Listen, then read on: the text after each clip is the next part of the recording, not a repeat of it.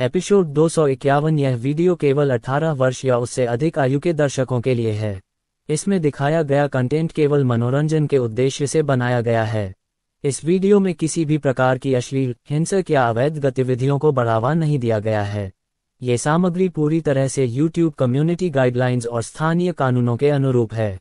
नाबालिगों को इस वीडियो से दूर रखा जाए। दर्शकों से अनुरोध है कि सामग्री को जिम्मेदारी से देखें। एपिसोड 251। अध्याय 251। शैतान के त्रिकोण में उत्तरी अटलांटिक महासागर में स्थित बरमूडा त्रिभुज लंबे समय से आकर्षण और भय का स्रोत रहा है। मियामी, बरमूडा और प्यूर्टो रिको की सीमाओं से घिरा ये क्षेत्र अपने निकट आने वाले जहाज़ों और विमानों के रहस्यमय ढंग से गायब होने के लिए कुख्यात है। इसके गहरे नीले पानी के नीचे उन जहाज़ों की एक विचलित करने वाली विरासत छिपी है जो बिना किसी निशान के गायब हो गए और पीछे छोड़ गए केवल दबी हुई कहानियां और भयावह मिथक। वैज्ञानिकों और सिद्धांतकारों ने इसके लिए कई व्याख्याएं प्रस्तावित की हैं, जिनमें शक्तिशाली पानी के नीचे की धाराएं और अचानक आए तूफान से लेकर नौवहन उपकरणों को बाधित करने वाली चुंबकीय विसंगतियां शामिल हैं।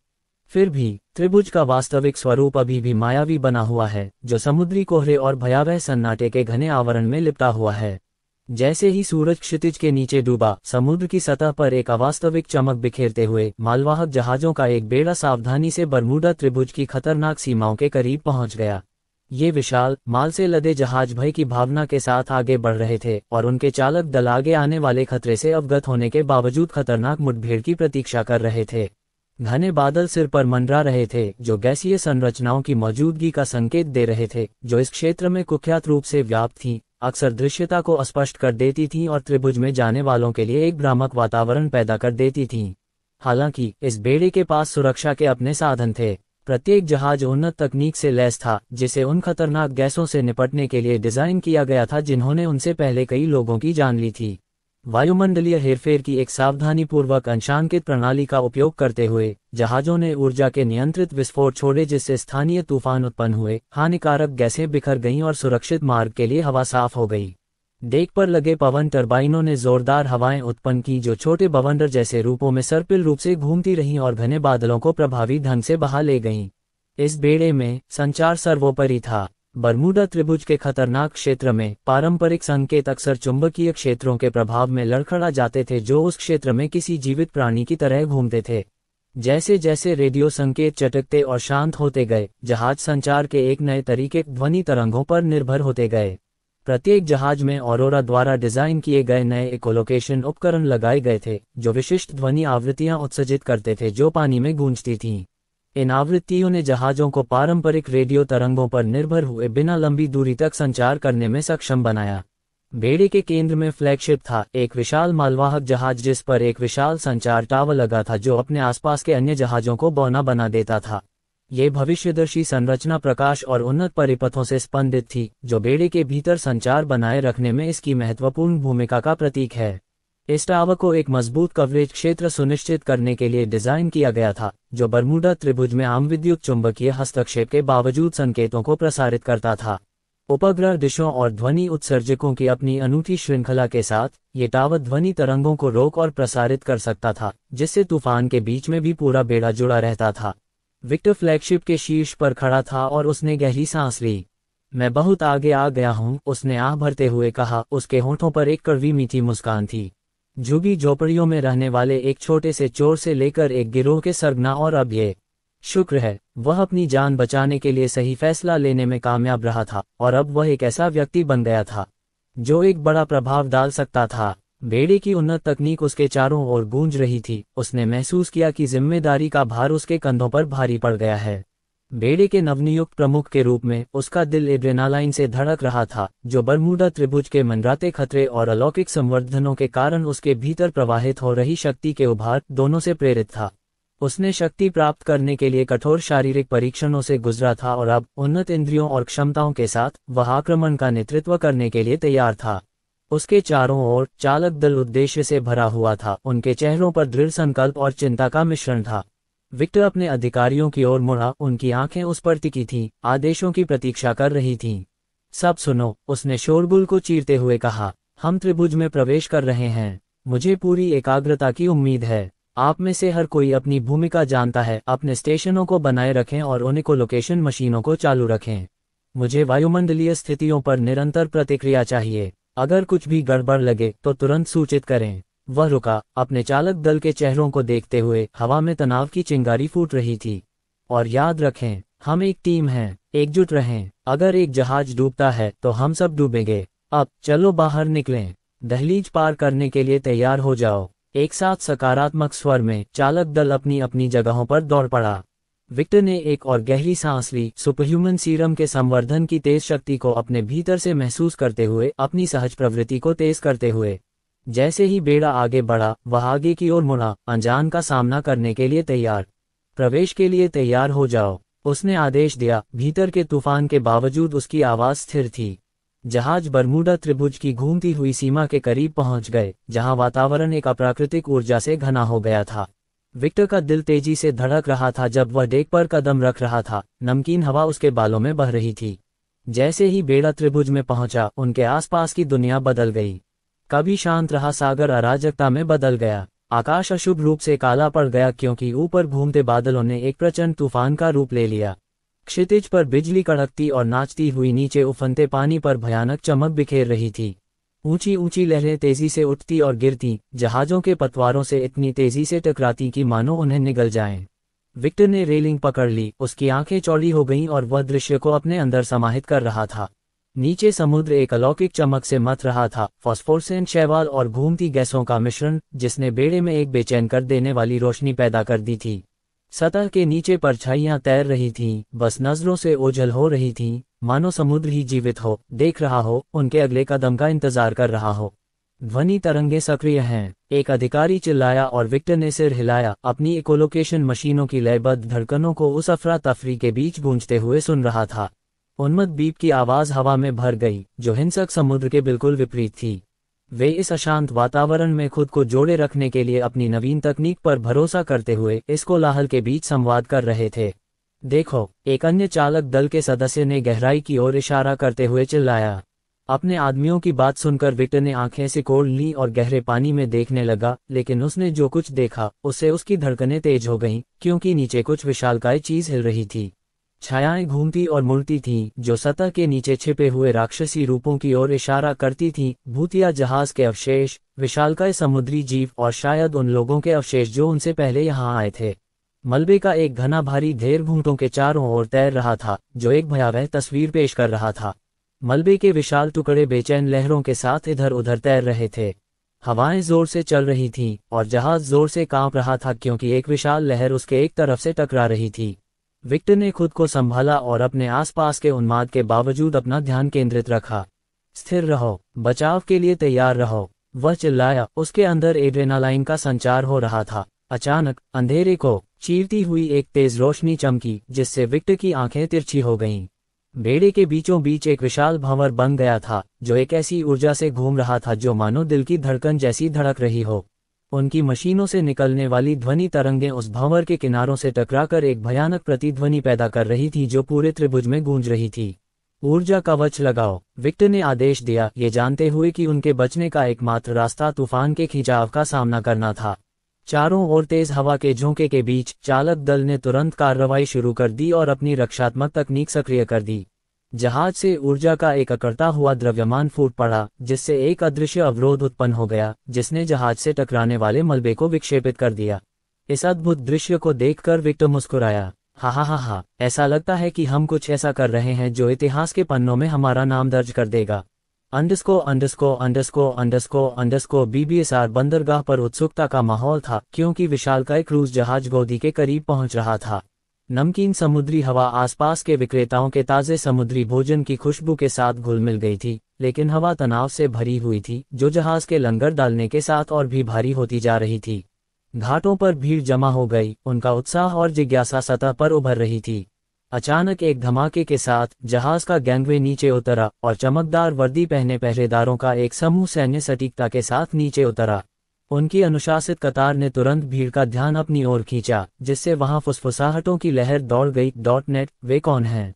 पीछे से किसी ने फुसफुसाते हुए आगे वालों के कंधों के ऊपर से झांककर पूछा, ताकि उन्हें बेहतर ढंग से देख सके। सुरक्षा व्यवस्था पर गौर करें, ये निश्चित रूप से कोई बड़ा आदमी है। लेकिन कौन? दूसरे ने दोपहर की धूप से आंखें बचाते हुए उत्तर दिया। मानो संकेत पर देख से एक आकृति उभरी। वह बहुत लंबा और आकर्षक खड़ा था, उसके शरीर से एक अलौकिक आभा निकल रही थी जो हर किसी को मोहित कर रही थी। उनकी पोशाक एकदम सही ढंग से बनाई गई थी, जो उनके आसपास के लोगों की साधारण समुद्र तट पर पहनी जाने वाली पोशाकों से बिल्कुल अलग थी। और जब उन्होंने भीड़ का निरीक्षण किया तो उनके चेहरे पर एक छोटी सी आत्मविश्वास भरी मुस्कान थी। वाह, वह कौन है? एक युवती ने बड़बड़ाते हुए कहा। उसकी आवाज बड़बड़ाहट से ऊपर उठ गई। क्या वह कोई सेलिब्रिटी है? एक अन्य ने पूछा। वह उस रहस्यमयी व्यक्ति से अपनी नजरें नहीं हटा पा रही थी। मैंने उसे पहले कभी नहीं देखा, लेकिन उसमें कुछ जाना पहचाना सा है, मानो मैंने उसे कहीं देखा हो, एक बुजुर्ग व्यक्ति ने अपनी ठुड्डी खुजलाते हुए कहा। वाह, बकवास बंद करो बूढ़े आदमी, एक ढीठ किशोर ने हाथ हिलाकर फुसफुसाहट को खारिज करते हुए बीच में ही टोक दिया। अमन जहाज के डेक पर खड़ा था, उसकी तीव्र श्रवण शक्ति उनकी बातचीत के अंश सुन रही थी। साजिशों की भिनभिनाहट सुनते हुए उसे संतुष्टि का एहसास हुआ। उसके व्यक्तित्व का विकास पूर्ण हो चुका था और सतह के नीचे उठ रहे तूफान के बावजूद उसे सुर्खियों में रहकर अच्छा लग रहा था। हाँ, मैं घर आ गया हूँ, उसने सोचा। उसके चेहरे पर एक मुस्कुराहट फैल गई। ये दिन कुछ लंबा बीता। रेलिंग के सहारे झुककर अमन ने भीड़ को देखा। उसकी आंखों में मनोरंजन और चिंतन का मिश्रण झलक रहा था। उसके चारों ओर मौजूद पहरेदारों की संख्या उसे याद दिला रही थी कि वह कितनी साधारण शुरुआत से कितना आगे आ गया है। व्यवस्था ने उसकी जिंदगी जरूर बदल दी थी, लेकिन वह जानता था कि यह सिर्फ किस्मत नहीं थी। ये सब उन संबंधों के बिना संभव नहीं हो पाता जो उन्होंने यात्रा के दौरान बनाए थे और उनकी उपस्थिति में उन्हें सुकून मिलता था। फिर भी उसके मन में बेचैनी की एक लहर दौड़ गई। क्या जहाज से उतरते ही उसे गिरफ्तार कर लिया जाएगा? इस विचार से उसकी रीढ़ में सिहरन दौड़ गई। अपनी पूरी यात्रा के दौरान उन्होंने सरकारी अधिकारियों की सतर्क निगाहों को महसूस किया और सोचा कि क्या वे उसी क्षण वहां पहुंच जाएंगे जब वे घाट पर पहुंचेंगे। हालांकि अगर उन्होंने ऐसा किया तो ये दिलचस्प होगा, उसने फुसफुसाते हुए कहा। उसकी आवाज थोड़ी धीमी थी। तब मेरे पास उनके चेहरे नोचने का एक बहाना होगा। अमन ने यूएसएल में उस दुर्भाग्यपूर्ण दिन से सीखे सबक याद किए जब वह एक ट्रक की चपेट में आ गया था, नासमझ और बिना तैयारी के, और उसे अपनी मेहनत से बनाई गई तकनीक को छोड़ने के लिए मजबूर होना पड़ा। अतीत और वर्तमान के बीच का अंतर स्वर्ग और नर्क जैसा लग रहा था, एक ऐसा गहरा विरोधाभास जिसने उसके संकल्प को और मजबूत कर दिया। एक सबक उनके जहन में घर कर गया था। इससे कोई फर्क नहीं पड़ता कि युद्ध किसने शुरू किया, सिर्फ इतना कि आपके पास लड़ने की कोई वजह हो। औचित्यपूर्ण तर्क जनता को प्रभावित कर सकते थे और सही आख्यान इतिहास को फिर से लिख सकते थे। यह विचार मन में गहराई से बैठाकर अमन सीधा हुआ और गहरी सांस ली। अब समय आ गया था कि वह सुर्खियों में आए और जो उसका हक है उसे वापस ले। चलो अंदर घुसते हैं, उसने अपने पहरेदारों की ओर मुड़ते हुए कहा। हम उन्हें एक शो दिखाने वाले हैं। आखिरकार गौरव से सम्मानित होना बुरा नहीं लगता। जैसे ही पहरेदारों ने उसे घेर लिया, अमन अधिकार के भाव के साथ गैंगवे से नीचे उतरा। उसके पास आते ही भीड़ विस्मय से आंखें फाड़े उसके सामने से हट गई। फुसफुसाहटें सांसों में बदल गईं और माहौल जिज्ञासा से स्पष्ट ऊर्जा में बदल गया। अमन के नीचे उतरते ही सभी लोग मंत्रमुग्ध हो गए, लेकिन भीड़ में से एक चीख निकली जिसने अमन को अंदर तक हिला दिया। तुम कौन हो? अमन, जो खुशी के माहौल में आनंद ले रहा था, लगभग फिसल गया और विस्फोट के कारण लड़खड़ा गया। रुककर उसने उस अशुभ कुतिया को ढूंढने के लिए चारों ओर नजर दौड़ाई। भाड़ में जाओ, मैक, उस औरत को यहाँ लाओ, वह गुर्राया। मैं उसे खुद फाड़ दूंगा। जैसे ही मैक आगे बढ़ने वाला था, मारिया नाम की महिला, जो पहले चिल्ला रही थी, अचानक एक बुजुर्ग महिला के पीछे आ गई और चिल्लाने लगी। आंटी सेलिना, मेरी रक्षा करो, यह अलौकिक राक्षस मुझे मार डालेगा। मैक हिचकिचाया, क्योंकि उसे पूरी तरह से पता था कि सत्ता का क्या हाल है। सेलिना का दर्जा अमन जैसा ही था, वह उसे अपमानित नहीं कर सकता था। सेलिना क्षण भर के लिए हतप्रभ रह गई। उसने मारिया को नजरअंदाज कर दिया और अमन के करीब चली गई। पूछने से पहले उसका चेहरा चिंता से भर गया। अमन, क्या ये तुम हो? तुम्हारे चेहरे को क्या हुआ? क्या तुमने प्लास्टिक सर्जरी करवाई है? ये पूछते हुए उसने अमन के गालों को सहलाने और खींचने के लिए हाथ बढ़ाया, मानो उसे जांच रही हो, और उसे जवाब देने या उसके सवालों का जवाब देने का एक पल भी नहीं दिया।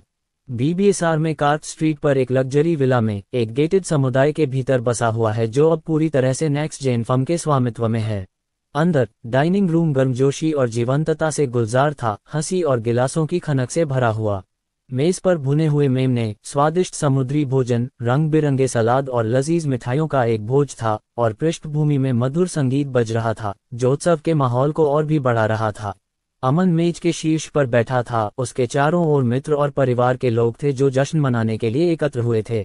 सेलिना अपनी बेटी एलिना के साथ उनके बगल में बैठी थी, जिनकी आंखें उत्साह से चमक रही थीं जब वह उन्हें स्कूल की कहानियां सुना रही थीं। भाई अमन, क्या तुम्हें याद है जब हमने पिछले साल वह केक बनाने की कोशिश की थी?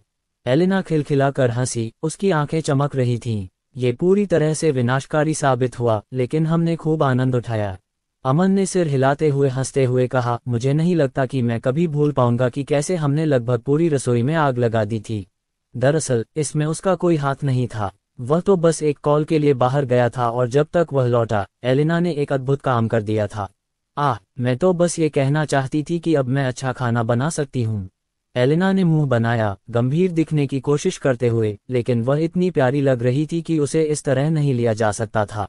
मेज पर हंसी की गूंज उठी, साझा की गई यादें वहां उपस्थित सभी लोगों के दिलों को गर्माहट दे रही थीं।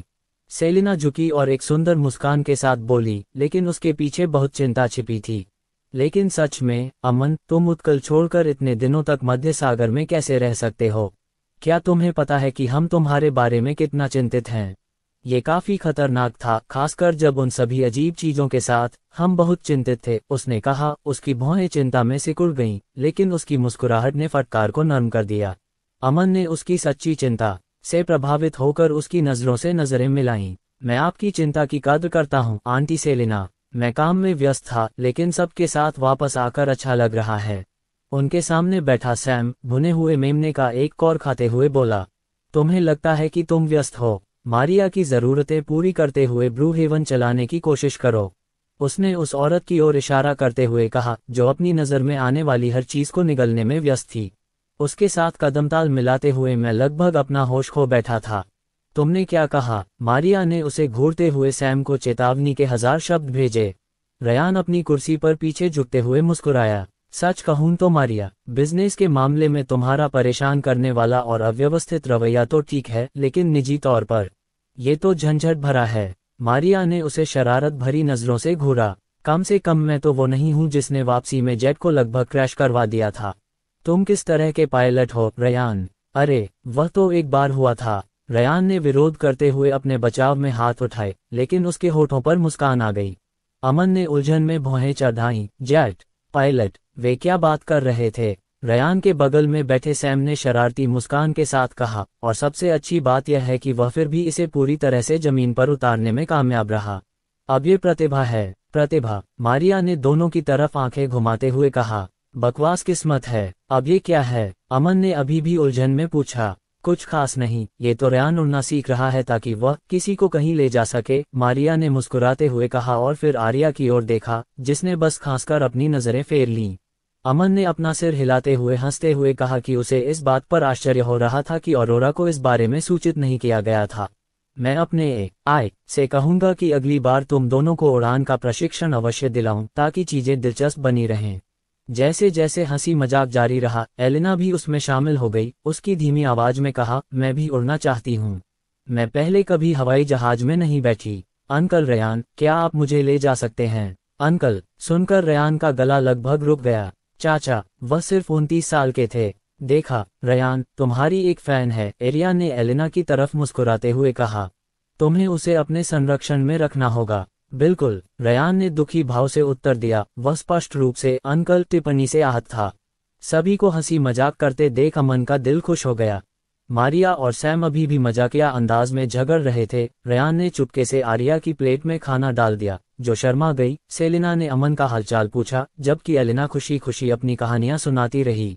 चारों ओर अराजक माहौल के बावजूद सब कुछ सहज और शांत महसूस हुआ। उसने मेज के चारों ओर नजर दौड़ाई, और उस पल मानो समय थमसा गया हो। अमन की गहरी मुस्कान ने कमरे में सन्नाटा छा गया। यह एक दुर्लभ दृश्य था, जिसने पूरे कमरे को रोशन कर दिया, और सभी को ऐसा महसूस हुआ जैसे वे किसी सुकून भरे गर्म आलिंगन में लिपटे हुए हों। ठीक है सब लोग, अमन ने अपना गिलास उठाते हुए कहा, ये दोस्ती मुश्किल दिनों को भी सहने लायक बनाती है, और रोमांच, हंसी मजाक से भरा एक और साल, और उम्मीद है आने वाले सालों में कम मुसीबतें होंगी। चीयर्स। वे सभी अपने गिलासों को आपस में टकराते हुए बोले। माहौल खुशनुमा बना रहा, और अमन अपने बीच के बंधन के लिए बेहद आभारी महसूस कर रहा था। बाहरी दुनिया में छिपे खतरों के बावजूद इस पल अपने प्रियजनों से घिरे होने के कारण वह सचमुच सुरक्षित महसूस कर रहा था। उनके स्नेह की गर्माहट और नई यादों के वादे ने उसे एक ऐसी खुशी से भर दिया जो उसने बहुत समय से महसूस नहीं की थी। बहुत सी चीजें बदल गई थीं, लोग, समय, परिवेश, यहाँ तक कि उनका स्वभाव और आचरण भी। परिवर्तन अपरिहार्य था, ये प्रकृति का नियम है, लेकिन इन सब के बीच ये सुनिश्चित करने के लिए दृढ़ और अडिग इच्छाशक्ति की आवश्यकता थी कि परिवर्तन बेहतरी के लिए हो। अपने विकास के बाद उसके मन में हमेशा एक अवचेतन भावना रही कि बाहर हर कोई उसके पैरों तले चींटी के समान है। श्रेष्ठता की इस गहरी भावना को दूर करना उसके लिए बेहद मुश्किल था, मानो यह उसके मूल में ही समा गई हो। उसकी नजरों में उसे बस दोषपूर्ण प्राणी दिखाई देते थे, एक ऐसी प्रजाति जो उससे बिल्कुल अलग थी। दूसरों पर हावी होने की चाहत और मन में लगातार चल रही अवचेतन फुसफुसाहटों को नियंत्रित करना मुश्किल था। फिर भी उसने कभी ऑरोरा से अपने विचारों को बदलने के लिए नहीं कहा। उसे लगा कि अगर उसे जीवन में आगे बढ़ना है तो उसे खुद ही इस चुनौती से पार पाना होगा। लेकिन अब जब वह यहाँ था और सबके साथ घुल मिल रहा था तो उसका दिल शांत और सुकून महसूस कर रहा था। उनकी खिलखिलाती मुस्कान और नोकझोंक ने उन सारे गहरे विचारों को दूर कर दिया जो कभी उसके मन में छाए हुए थे। ऐसा लग रहा था कि वापस लौटकर उसने सही फैसला लिया था।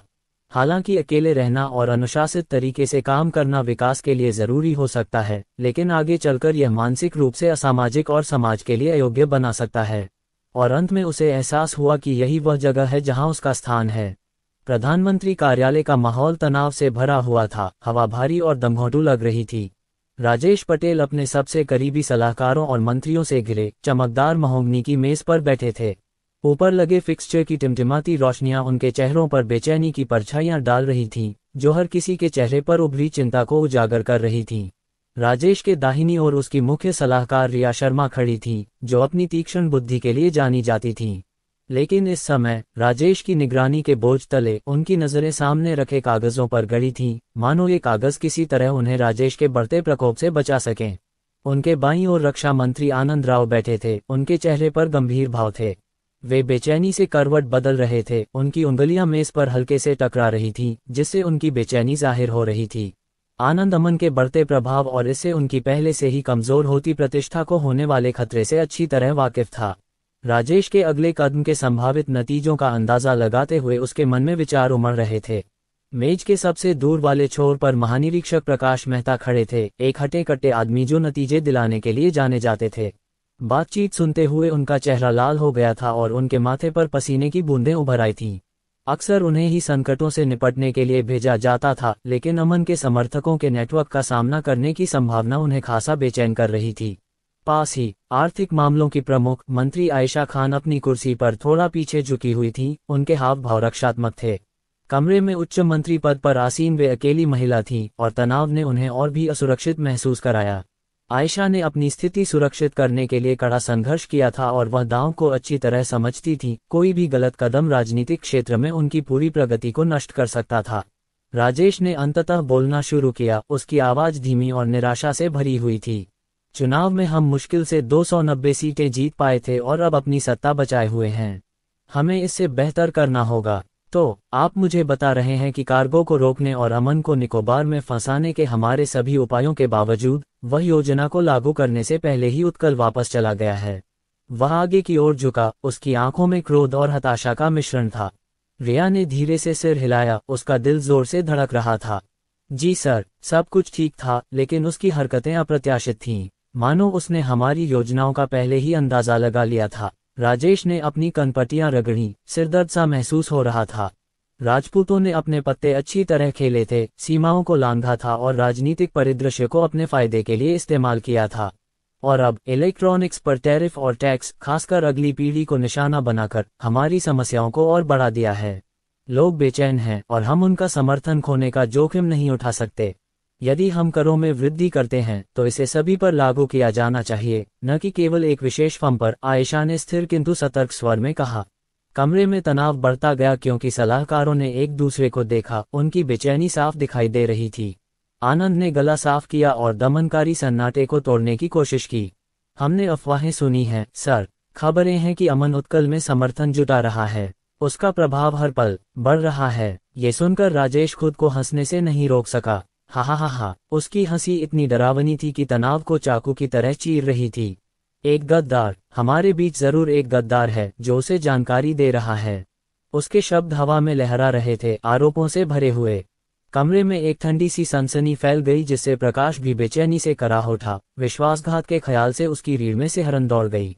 आसपास खड़े अधिकारी चोरी छिपे एक दूसरे को देख रहे थे और भयावह संभावनाओं को निगलते हुए साफ दिखाई दे रहे थे।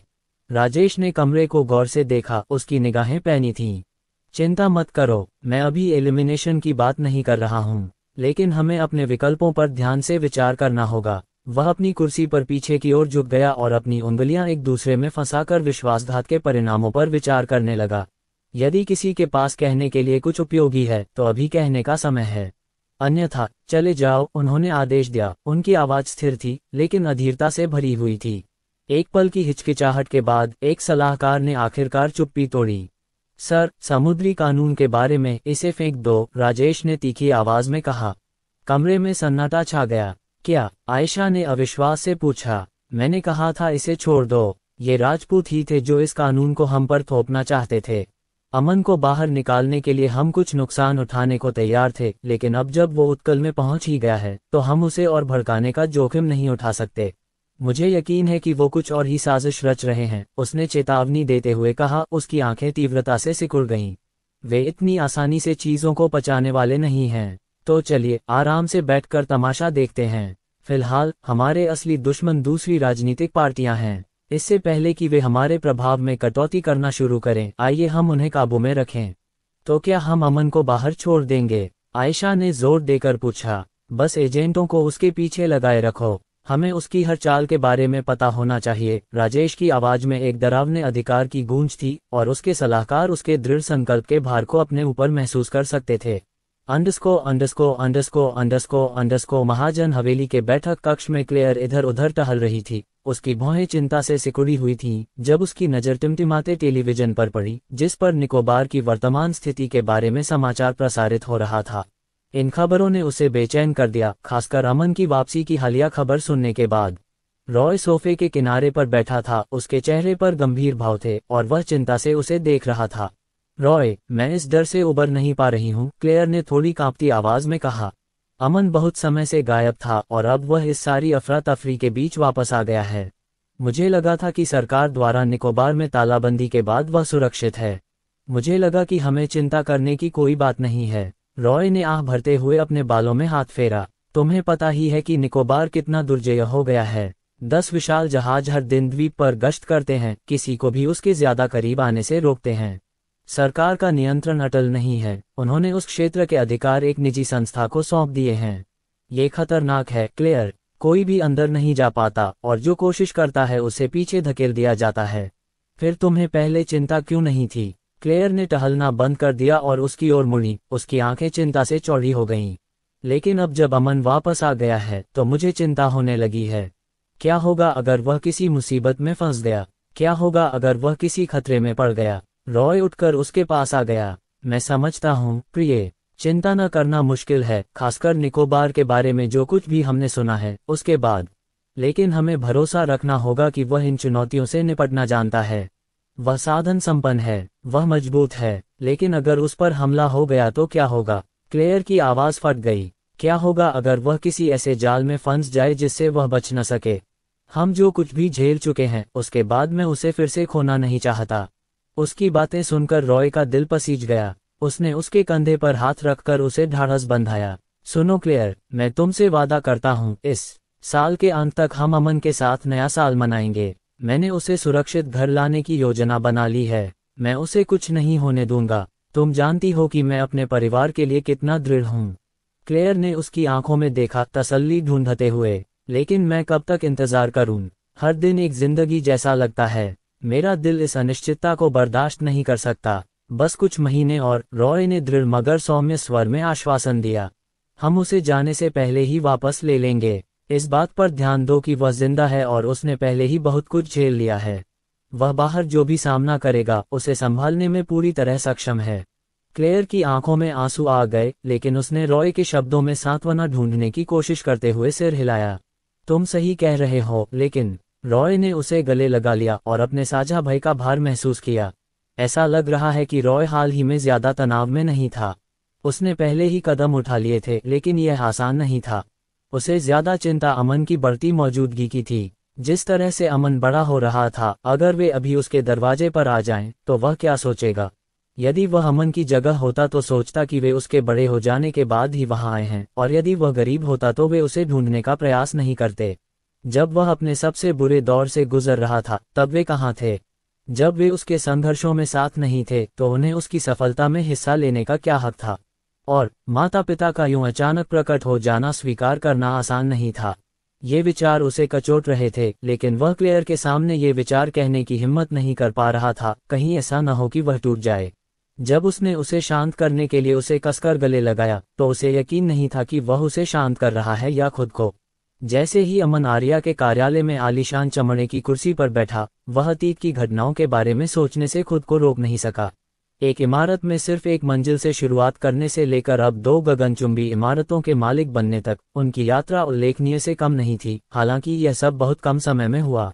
उन्होंने पॉलिश किए हुए कांच की मेज पर रखे हुए गाढ़े मिल्कशेक से एक घूंट लिया, जिससे उसकी मिठास ने पहले की चेतावनियों के तनाव को कम कर दिया। याद है जब हमने पहली बार यह कंपनी शुरू की थी? अमन ने पूछा, उसकी आवाज में पुरानी यादें ताज़ा थीं। तुम्हें पता नहीं था कि मैं क्या कर रहा था, और तुम इस बात से भयभीत थे कि आगे क्या होने वाला है। आर्या अपनी कुर्सी पर पीछे झुक गई, उसके चेहरे पर एक मुस्कान तैर गई।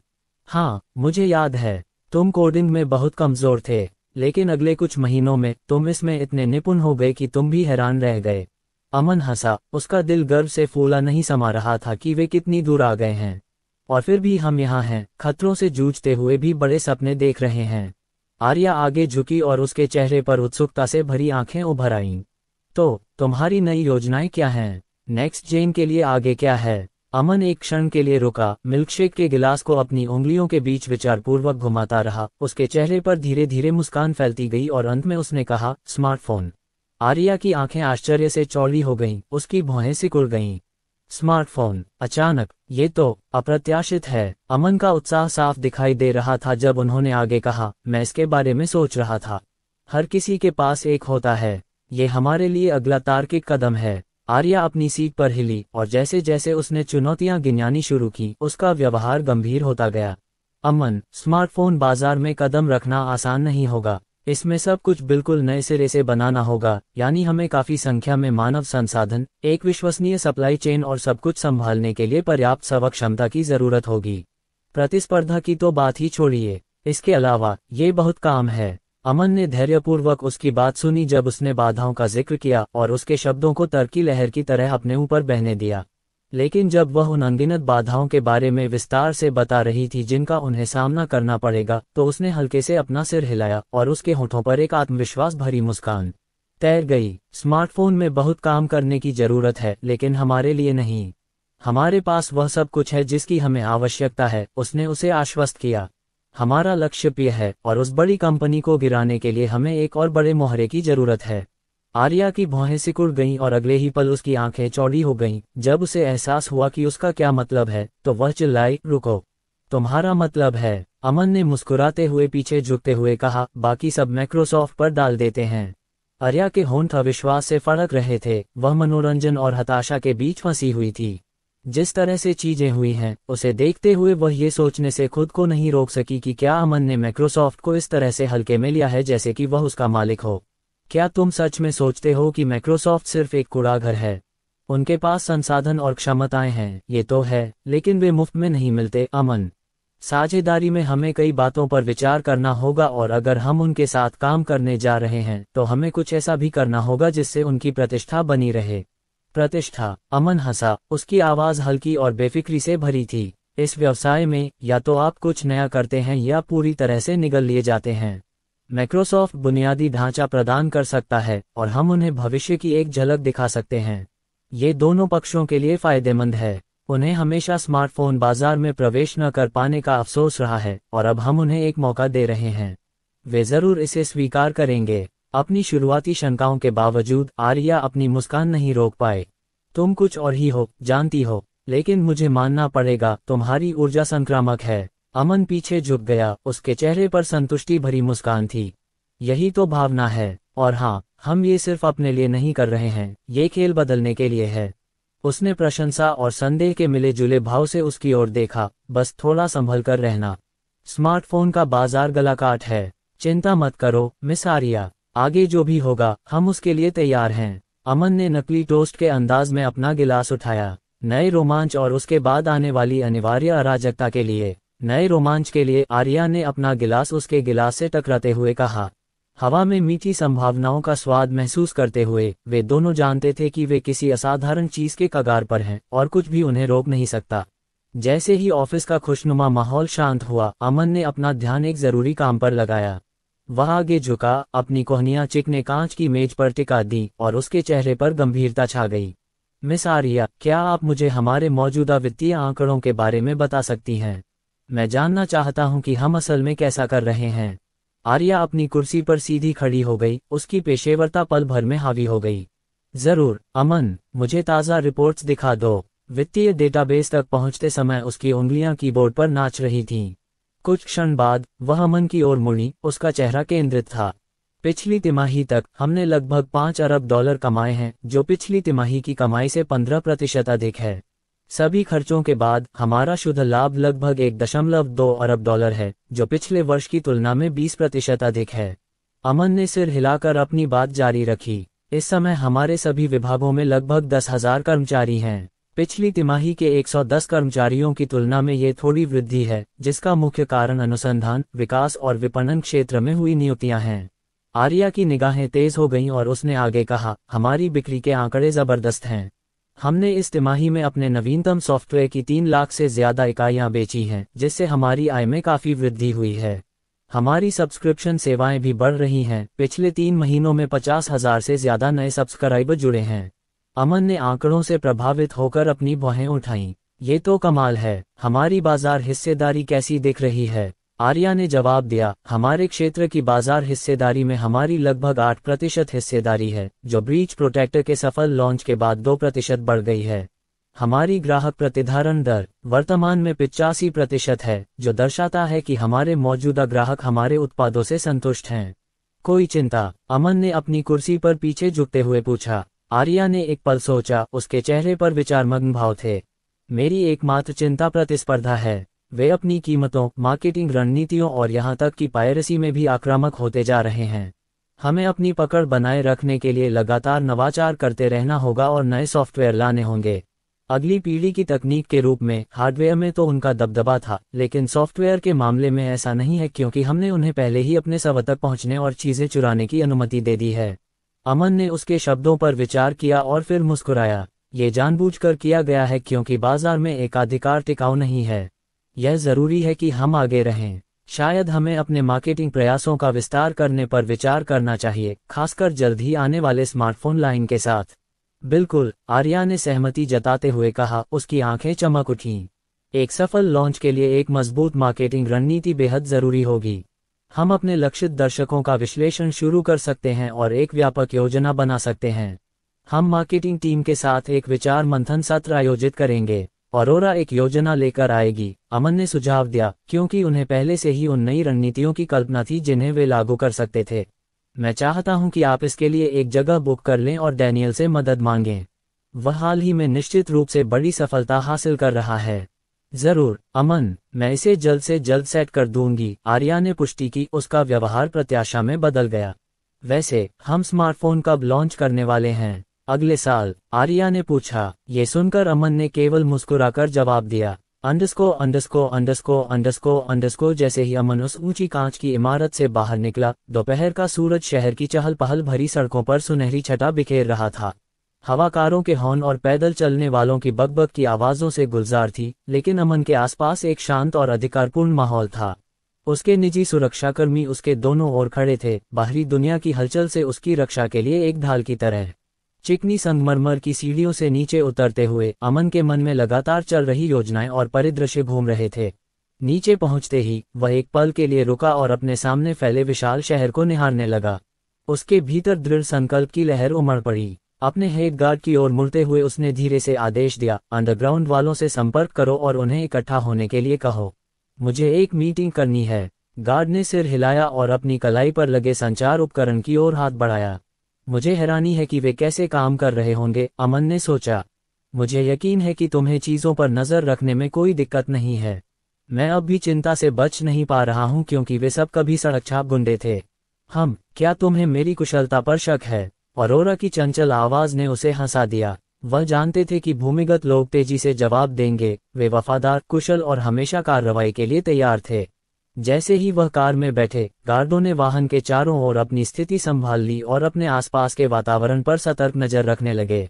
अमन अपनी सीट पर बैठ गया, उसके मन में उत्सुकता दौड़ गई। ये बैठक भविष्य की योजनाओं और रणनीतियों को मजबूत करने के लिए महत्वपूर्ण होगी। जैसे ही कार चली, अमन ने शहर की ओर देखा, उसके चेहरे पर दृढ़ संकल्प साफ दिखाई दे रहा था। प्रगति के पहिए गतिमान थे और वह उन्हें आगे बढ़ाने के लिए तैयार था।